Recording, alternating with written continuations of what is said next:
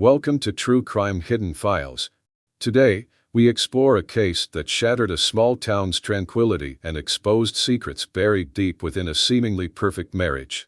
This is the story of Camille Chang, a young bride whose life was tragically cut short just a week after her wedding, leaving a community grasping for answers and a web of deceit that would stun even the most seasoned investigators.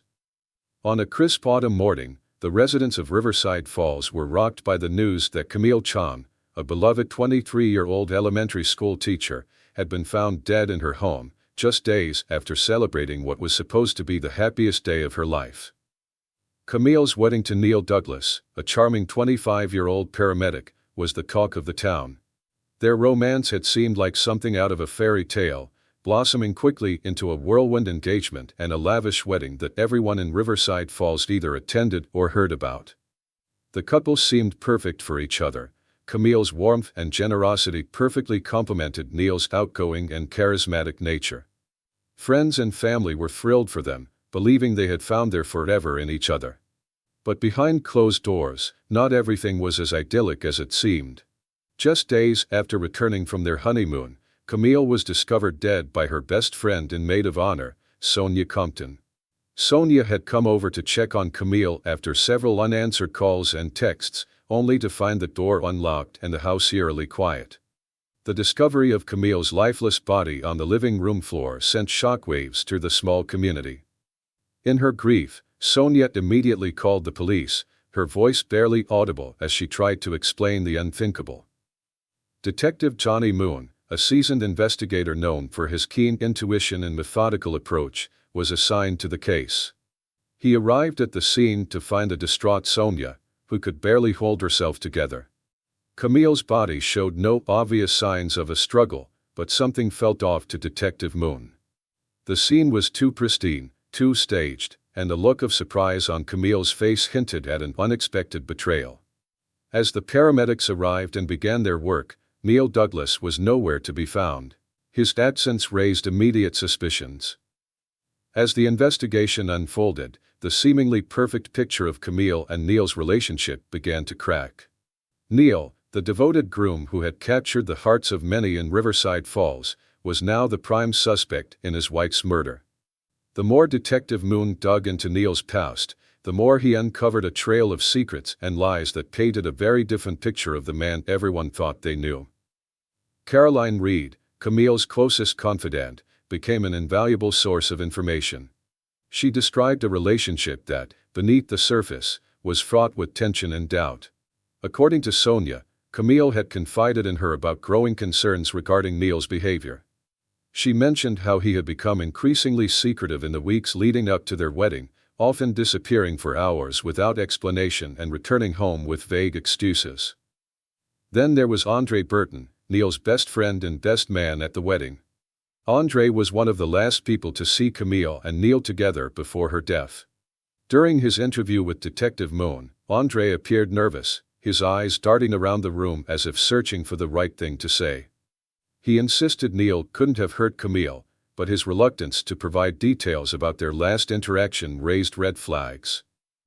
Complicating matters further was Amanda Scott, a wedding guest and acquaintance of both Camille and Neal.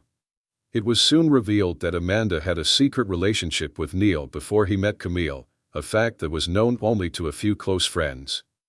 The revelation of Amanda's involvement brought a new dimension to the case, suggesting that there might have been more at play than a simple crime of passion.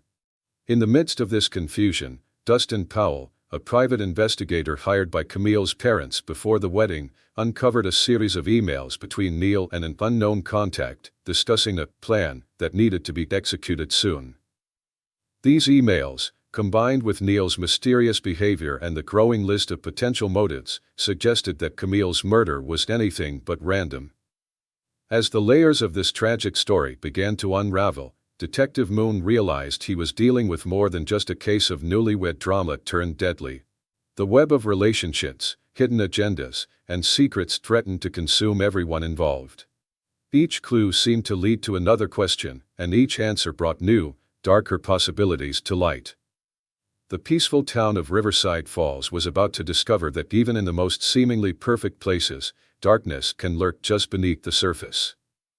The day after Camille's murder, Detective Johnny Moon returned to the crime scene with a forensic team, determined to piece together the events leading up to her death. The quaint home that Camille and Neal had recently moved into was now a site of tragedy, cordoned off with police tape and filled with an air of mystery. While the team meticulously combed through the house for clues, Detective Moon's mind buzzed with unanswered questions. Why was the scene so eerily clean? And where was Neal Douglass? As the team worked, Moon interviewed neighbors who reported seeing Neal leave the house early that morning, looking distressed. Some even mentioned hearing raised voices the night before. It was clear that something had happened between the newlyweds, but without concrete evidence, Moon was left to speculate. He was particularly interested in the account of Mrs. Thompson, the elderly neighbor who lived next door. She claimed to have seen a shadowy figure in the backyard shortly before sunrise, but her account was vague and filled with inconsistencies. The forensic team found traces of a sedative in Camille's system, leading Moon to suspect foul play. Yet, there were no signs of forced entry, no fingerprints other than those belonging to the couple, and no murder weapon in sight. The evidence pointed to someone who had easy access to the house, someone Camille trusted. Neal, of course, seemed like the obvious suspect, but Moon wasn't ready to jump to conclusions. Meanwhile, Sonia Compton, Camille's best friend, was grappling with her grief and a growing sense of guilt. She kept replaying their last conversation in her head, wondering if she had missed any signs that Camille was in danger. During a tearful interview with Moon, Sonia revealed that Camille had confided in her about feeling increasingly uneasy around Neal in the days leading up to her death. Camille had mentioned finding unsettling messages on Neal's phone but hadn't shared the details. Sonia, worried but not wanting to overstep, had suggested that Camille talk to Neal directly, a suggestion she now deeply regretted. Sonia also mentioned that Camille had been receiving mysterious phone calls from a blocked number. Whenever she answered, the caller would remain silent, hanging up after a few moments. Moon made a note to subpoena the phone records, suspecting that these calls might be a key piece of the puzzle. As Moon continued to dig deeper into the couple's life, he spoke with Burton, Neal's best friend.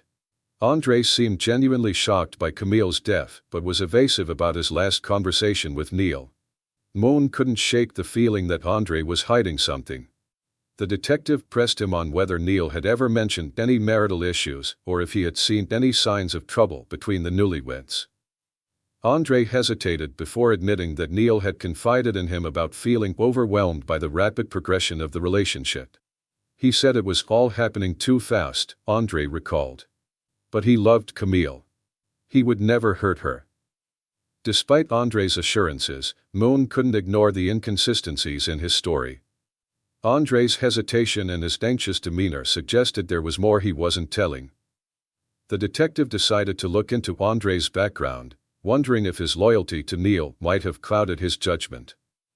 As Moon expanded his investigation, he turned his attention to Amanda Scott, the wedding guest who had once been romantically involved with Neal. When asked about her relationship with Neal, Amanda initially claimed it had ended long before he met Camille. However, her story began to unravel under Moon's scrutiny. She admitted that Neal had reached out to her just days before the wedding, expressing doubts about marrying Camille. He said he wasn't sure he was ready for marriage, Amanda confessed. He even mentioned wanting to see me again, but I thought he was just nervous. I never imagined. The revelation of Neal's continued contact with Amanda added a new layer of complexity to the case. Was Neal still emotionally entangled with Amanda? Had Camille discovered their communication and confronted Neal, leading to a fatal argument? Moon noted Amanda's guarded responses and made a mental note to dig deeper into her connection with Neal. The following day, Moon received the phone records he had requested. To his surprise, the records showed several calls between Neal and an unknown number, as well as a series of calls to Camille from the same number on the day of her death. When he traced the number, it led him to a disposable burner phone, making it impossible to determine the caller's identity. This discovery sent Moon's mind racing with possibilities. Was someone else involved, perhaps an accomplice? Determined to explore every avenue, Moon contacted Dustin Powell, the private investigator hired by Camille's parents. Dustin had been tailing Neal before the wedding at the request of Camille's father, who had been concerned about Neal's secretive behavior. Dustin provided Moon with a detailed report of his findings, including photographs of Neal meeting with a mysterious woman in a parking lot late at night, a woman who turned out to be Amanda Scott. Armed with this new information, Moon brought Amanda in for a second interview. This time, she confessed that Neal had expressed doubts about his marriage to Camille and had asked her for advice. Amanda admitted she had been in love with Neal and hoped he might leave Camille for her, but she insisted she had no involvement in Camille's death.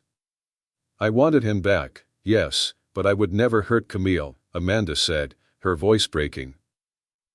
The investigation seemed to reach a standstill as Moon tried to connect the dots. Everyone seemed to have a motive, yet nothing fit neatly into place. Just as he was beginning to feel the weight of frustration, a breakthrough came from an unexpected source. Mrs. Thompson, the neighbor who had given the vague account of a shadowy figure, came forward with new information. She recalled seeing a black sedan parked outside the house on the night of the murder, one that matched the description of Andre Burton's car. Moon decided to pay Andre another visit. This time, he noticed a black sedan parked in Andre's driveway, its tires still muddy from what appeared to be a recent drive on a dirt road. When Moon confronted Andre about his whereabouts on the night of Camille's death, Andre became defensive and claimed he had been home alone. His nervousness only heightened Moon's suspicions. The detective decided to take a closer look at Andre's car. Inside, he found traces of mud that matched the soil found in Camille's backyard. Moreover, a receipt for a disposable burner phone was discovered in the glove compartment. This new piece of evidence linked Andre directly to the mysterious calls Camille had received. Feeling cornered, Andre finally broke down and confessed that he had driven to Neal and Camille's house the night of the murder, but he swore he had nothing to do with her death. Andre explained that he had been following Neal, suspecting that his friend might be involved in something dangerous. He knew about Neal's doubts and his ongoing contact with Amanda. Andre admitted that he had gone to the house to confront Neal, but when he arrived, he saw Camille lying on the floor through the window. Panicking, he fled the scene, not wanting to be implicated. With Andre's confession, Moon felt like he was getting closer to the truth, but something still didn't add up. Why would Neal involve his friend, and why was Amanda still in contact with Neal if their relationship was truly over? Moon realized that he needed to look at the bigger picture, considering all possible angles. Meanwhile, Dustin Powell continued his own investigation, trailing Neal's movements after Camille's death. He discovered that Neal had checked into a remote motel under a false name, seemingly in hiding. Moon immediately dispatched a team to the motel, where they found Neal, disheveled and frantic. He was taken into custody and brought back for questioning. Neal's initial response was a mix of confusion and anger. He claimed he had nothing to do with Camille's death and that he had fled because he feared he would be blamed. He admitted to feeling trapped in his marriage and acknowledged his ongoing communication with Amanda, but he denied any plans to harm Camille. Moon pressed Neal on the inconsistencies in his story, particularly his actions on the night of the murder. Neal hesitated before finally revealing that he had discovered Camille's body when he returned home early in the morning. He panicked, knowing he would be the prime suspect, and decided to run, believing no one would believe his innocence. As Moon processed Neal's account, another layer of the story began to unfold. Neal mentioned the letter he found on Camille's desk, addressed to him but unsigned. The letter contained cryptic threats, warning Neal to keep quiet about the past or face dire consequences. Neal insisted he had no idea who wrote it but believed it might have something to do with the mysterious figure who had been watching their house. The investigation took another turn when Sonia Compton recalled a conversation she had overheard between Camille and an unknown caller days before the murder. The caller had warned Camille to stay away from Neal and hinted at a dark secret from his past. Camille, shaken but determined, had dismissed the threat, telling Sonia she wasn't afraid. Sonia, piecing things together, suggested that perhaps Camille had uncovered something about Neal that led to her death. As Moon pieced together the evidence, a new theory began to form. Could it be that Camille was killed not because of Neal's affair or his cold feet but because of something from his past that had resurfaced? The mysterious calls, the burner phone, and the strange letter all pointed to someone trying to manipulate the situation from behind the scenes. The tangled web of relationships and secrets had created a maze of motives and opportunities. As Moon prepared to confront the remaining suspects with this new theory, he knew the truth was close. The real question was whether he could uncover it before another life was lost. With the investigation reaching a critical juncture, the true nature of the crime and the web of deceit surrounding Camille's death began to surface. Detective Johnny Moon felt the pressure mounting as he analyzed the latest pieces of evidence. The burner phone, the anonymous letter, and the cryptic threats all pointed to a calculated plan, one involving more than just a jealous lover or a betrayed friend. Moon knew he had to act fast. He gathered all the suspects once more, determined to push them until someone cracked. The interrogation room was tense as Moon laid out the evidence, hinting that the murder was premeditated. Sonia Compton, still grieving, listened intently, her expression a mix of confusion and fear. Andre Burton looked pale, his earlier bravado now replaced with nervousness. Amanda Scott, however, seemed oddly composed, her eyes darting around the room as if calculating her next move. "Someone in this room knows exactly what happened to Camille," Moon stated firmly, his gaze sweeping across the group. He then turned to Neal, still visibly shaken from his arrest. "You mentioned a dark secret from your past, Neal. It's time to come clean. What are you hiding?" Neal hesitated, his eyes darting to Amanda before finally speaking. "I wasn't always the person everyone thinks I am. Years ago, before I met Camille, I was involved in something dangerous. I tried to move on, to start fresh, but it looks like my past has caught up with me."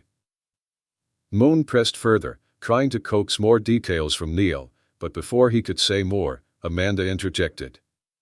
"Enough, Neal. If you won't tell them, I will." Her voice was cold, and there was a glint of determination in her eyes. Neal wasn't just having second thoughts about his marriage. He was being blackmailed, and not by me. This revelation stunned the room. Amanda explained that she had been aware of the blackmail but had kept silent, hoping to protect Neal. She knew about Neal's past and had tried to warn Camille, but Camille, determined to confront the truth herself, had ignored her. Moon's mind raced as he processed this new information. Was the blackmailer someone from Neal's past? Had Camille uncovered their identity and paid the ultimate price for it?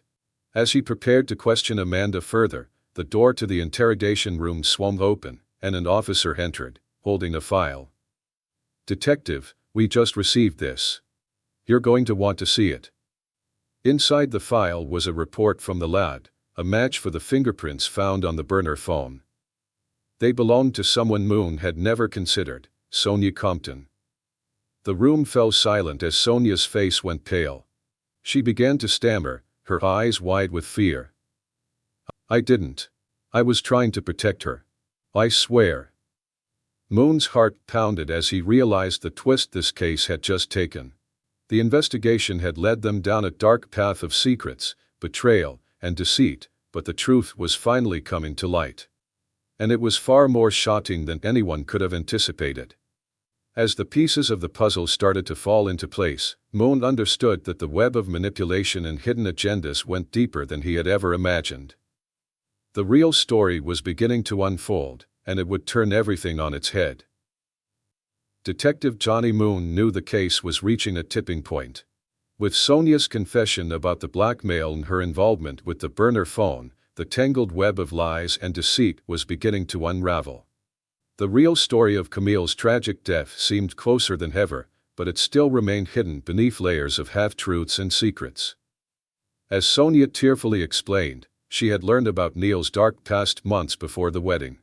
Neal had once been involved in a crime that haunted him, a hit-and-run accident that left a man dead. Fearing his past would destroy his new life with Camille, Neal confided in Sonia, begging her to keep his secret. But someone else knew about Neal's past too, and this person had begun blackmailing Neal, threatening to expose everything if Neal didn't comply with their demands. The pressure of this secret weighed heavily on Neal. As the wedding approached, the blackmail escalated. Neal's tormentor demanded more money, favors, and ultimately, Neal's cooperation in keeping Camille in the dark about his past. Sonia revealed that she had tried to warn Camille indirectly, suggesting that Camille should be cautious around Neal, but Camille, unaware of the full extent of the danger, chose to trust her new husband.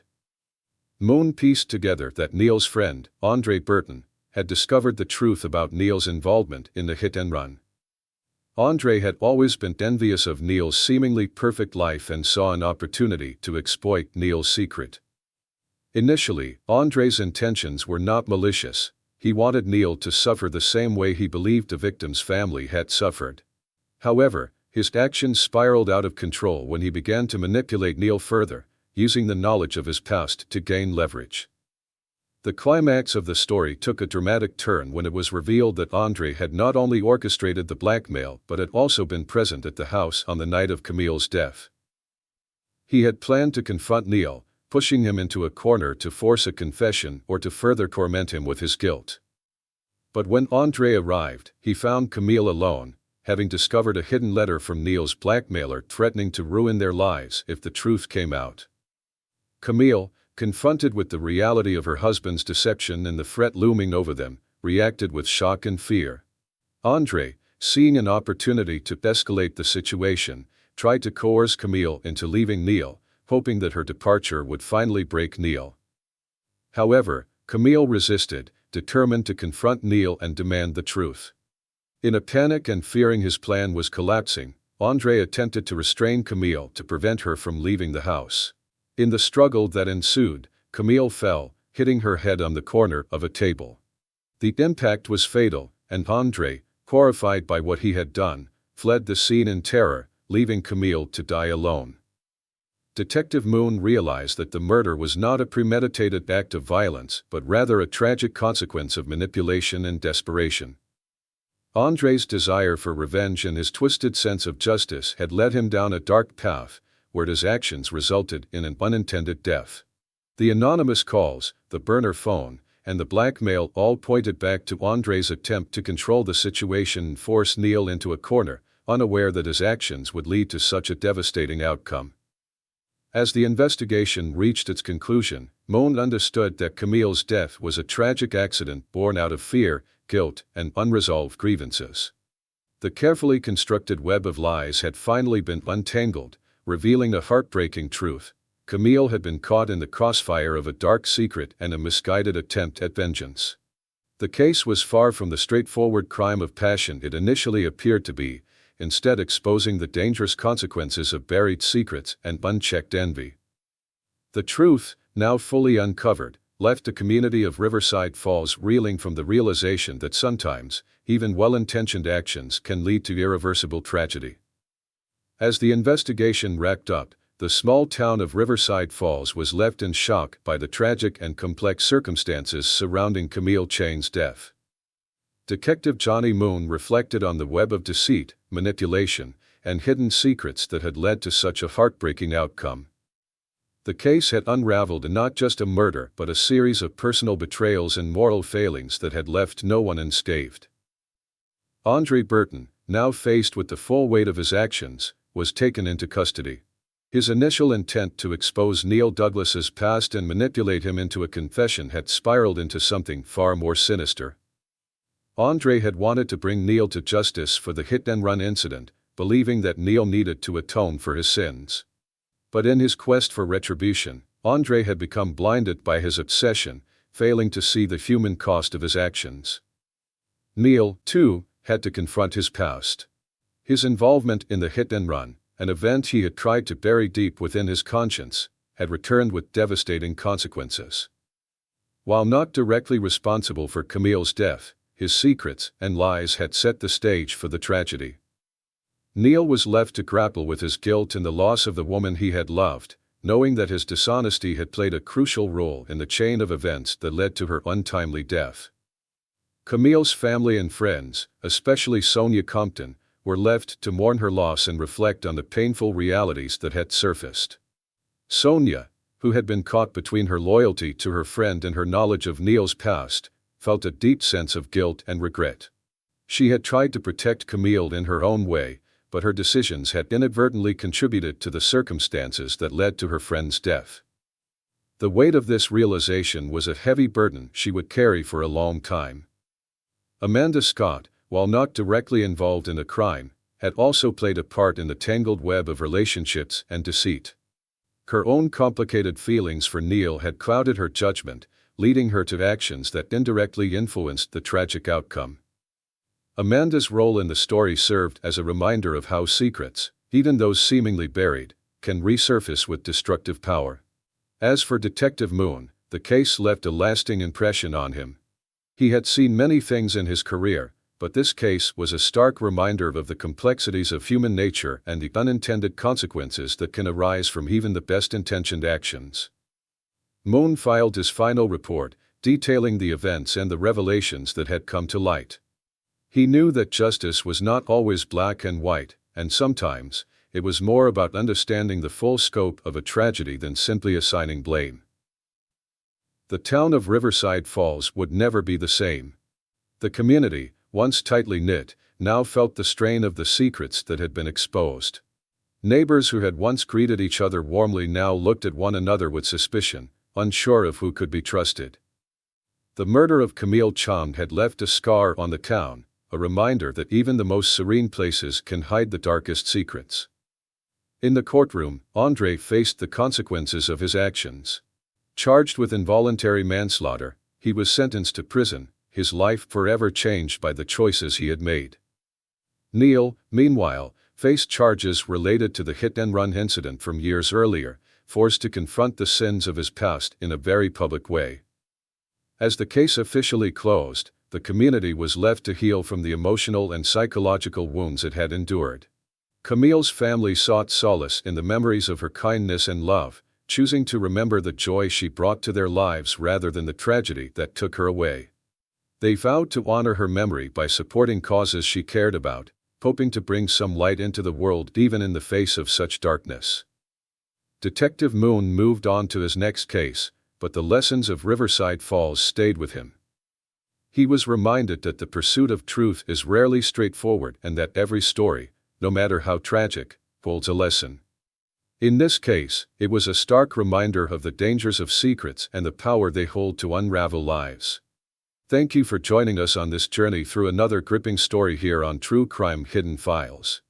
If you found this case intriguing, please give us a thumbs up, subscribe to our channel, and hit the notification bell so you never miss an update. Leave a comment below with your thoughts on the case or suggestions for future episodes. Stay safe, and remember, the truth is often stranger than fiction.